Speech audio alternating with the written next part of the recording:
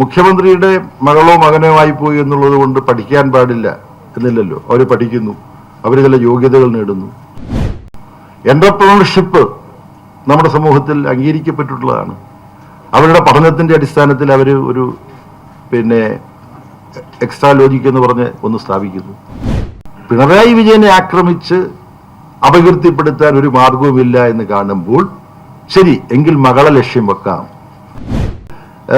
അത്ര വിലയിടിഞ്ഞയാളാണോ പിണറായി വിജയൻ? ഈ ഒരു മാസം 5 ലക്ഷം രൂപ വീതം ഈ കമ്മ്യൂണിസ്റ്റ് പാർട്ടിയെ സംബന്ധിച്ചിടത്തോളം ആളുകളുടെ ആരോപണമൊന്നും വരേണ്ട കാര്യമില്ല. ഒരു തെറ്റ് കണ്ടെത്തിയാൽ നടപടിയെടുക്കാൻ. മുഖ്യമന്ത്രിയുടെ മകളോ മകനോ ആയിപ്പോയി എന്നുള്ളത് കൊണ്ട് പഠിക്കാൻ പാടില്ല എന്നില്ലല്ലോ. അവർ പഠിക്കുന്നു, അവർ ചില യോഗ്യതകൾ നേടുന്നു. എന്റർപ്രണർഷിപ്പ് നമ്മുടെ സമൂഹത്തിൽ അംഗീകരിക്കപ്പെട്ടിട്ടുള്ളതാണ്. അവരുടെ പഠനത്തിന്റെ അടിസ്ഥാനത്തിൽ അവർ ഒരു എക്സ്ട്രാ ലോജിക് എന്ന് പറഞ്ഞ് ഒന്ന് സ്ഥാപിക്കുന്നു. CMRL എന്ന് പറയുന്ന ഒരു കമ്പനി ഇവിടെ പ്രവർത്തിക്കുന്നുണ്ട്. നിയമപരമായി പ്രവർത്തിക്കുന്ന കമ്പനിയാണത്, നിയമവിരുദ്ധമായി പ്രവർത്തിക്കുന്ന കമ്പനിയല്ല. ആ കമ്പനിക്ക് ചില സേവനങ്ങൾ കൊടുക്കാൻ ഈ സ്ഥാപനം തയ്യാറാവുന്നു. അതിന് മാസം 5 ലക്ഷം രൂപ അവർ കൊടുക്കുന്നു. അത് കൊടുക്കുന്നത്, ആ രൂപ കൊടുക്കാൻ തീരുമാനിച്ചത് കണക്കിനകത്തുണ്ട്. ബാങ്ക് ട്രാൻസ്ഫറാണ്. ആ പൈസ ഇവർക്ക് കിട്ടുന്നു. ആ കിട്ടുന്ന പൈസയ്ക്ക് ഇവർ നികുതി അടയ്ക്കുന്നു.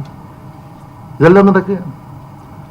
പിന്നെ വാദിക്കാവുന്ന ഒന്ന്, ഇതെല്ലാം ഇവർക്ക് തന്നെ ഈ മുഖ്യമന്ത്രിയുടെ മകളുടെ കമ്പനിയിൽ നിന്ന് തന്നെ ഈ സേവനം സ്വീകരിച്ചുകൊണ്ട് ഇങ്ങനെ ഒരു 5 ലക്ഷം രൂപ വീതം മാസം ഈ സേവനത്തിന് കൊടുക്കുന്ന ഈ അറേഞ്ച്മെന്റ് എന്ന് പറഞ്ഞാൽ യഥാർത്ഥത്തിൽ ഇങ്ങനെ ഒരു 5 ലക്ഷം രൂപ വീതം മാസം സേവനത്തിന് പ്രതിഫലമായി കിട്ടുന്നത് വഴി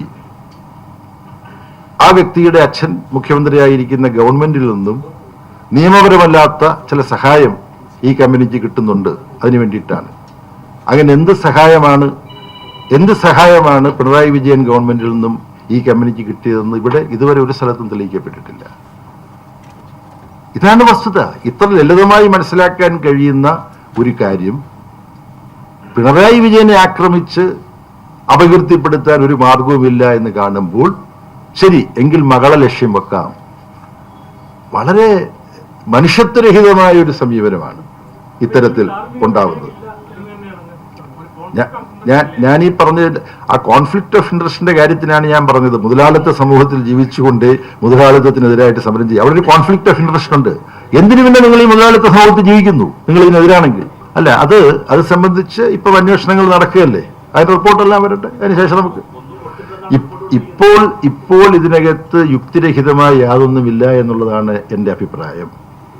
എൻ്റെ സുഹൃത്ത് പറയുന്നത് പോലെ അങ്ങനെ 5 ലക്ഷം രൂപ ഒരു സേവനവും നൽകാതെയാണ് കൊടുത്തത് എന്നുണ്ടെങ്കിൽ, അങ്ങനെ കൊടുക്കണമെങ്കിൽ, അവിടെ ഞാൻ പറഞ്ഞത് ഇത് പരസ്പരബന്ധമാണ്. അങ്ങനെ കൊടുക്കണമെങ്കിൽ മറ്റെന്തോ ഒരു സഹായം ഇതിന് കിട്ടണം, കുട്ട്പ്രോക്കോ. അതെന്താണ്? അങ്ങനെ എന്തെങ്കിലും കിട്ടിയിട്ടുണ്ടോ പിണറായി വിജയൻ ഗവൺമെന്റിൽ നിന്ന്? അത് തെളിയിക്കണ്ടേ? അല്ല പിന്നെ വെറുതെ ഒന്ന് സന്തോഷിപ്പിക്കാൻ വേണ്ടി ഇങ്ങനെ കൊടുത്തുകൊണ്ടിരിക്കുകയാണോ? അതൊരു മുതലാളിയും ചെയ്യില്ല. അങ്ങനെ സന്തോഷിപ്പിക്കാൻ വേണ്ടി പൈസ കിട്ടാനാണെങ്കിൽ അത്ര വിലയിടിഞ്ഞയാളാണോ പിണറായി വിജയൻ? ഈ ഒരു മാസം 5 ലക്ഷം രൂപ വീതം ഈ കമ്മ്യൂണിസ്റ്റ് പാർട്ടിയെ സംബന്ധിച്ചിടത്തോളം ആളുകളുടെ ആരോപണമൊന്നും വരേണ്ട കാര്യമില്ല. ഒരു തെറ്റ് കണ്ടെത്തിയാൽ നടപടിയെടുക്കാൻ. അവിടെയാണ് VS അച്യുതാനന്ദൻ നടപടിക്ക് വിധേയനായിട്ടുണ്ട്. നിങ്ങൾ ആരെങ്കിലും എന്തെങ്കിലും ആക്ഷേപം ഉന്നയിച്ചിട്ടാണോ? അല്ലല്ലോ. പരസ്യമായി ചില നിലപാടുകൾ പറയുകയും പാർട്ടിക്ക് അനുയോജ്യമല്ലാത്ത തർക്കങ്ങളിൽ പരസ്യമായി പത്രസമ്മേളനത്തിൽ ഇടപെടുകയും ചെയ്തതിന്റെ പേരിലാണ് ഈ രണ്ടുപേരുടെ പേരിലും നടപടി എടുത്തിട്ടുണ്ട്. ഓർമ്മയില്ലേ നിങ്ങൾക്ക്? അപ്പൊ പത്രമാധ്യമങ്ങളുടെ ഒരു സഹായത്തിന്റെ ആവശ്യമില്ല കമ്മ്യൂണിസ്റ്റ് മാർക്സിസ്റ്റ് പാർട്ടിക്ക് ആ പാർട്ടിയിൽ ഏറ്റവും സമ്പന്നരായ നേതാക്കന്മാരുടെ പേരിൽ പോലും നടപടിയെടുക്കാൻ. അപ്പൊ ഇങ്ങനെ എന്തെങ്കിലും അഴിമതിയുടെ പ്രശ്നം ഉണ്ടെങ്കിൽ അത് അവഗണിക്കുമോ ഈ പാർട്ടി? അത് തന്നെ ഒരു സാമാന്യ യുക്തിയല്ലേ? ഇവിടെ സാമാന്യ യുക്തിയല്ല. എന്താണ് കുട്ട്പ്രോക്കോ? ഇതിന് പ്രതിഫലമായിട്ട് എന്താണ് പിണറായി വിജയൻ ഗവൺമെന്റ് കൊടുത്തിട്ടുള്ളത്?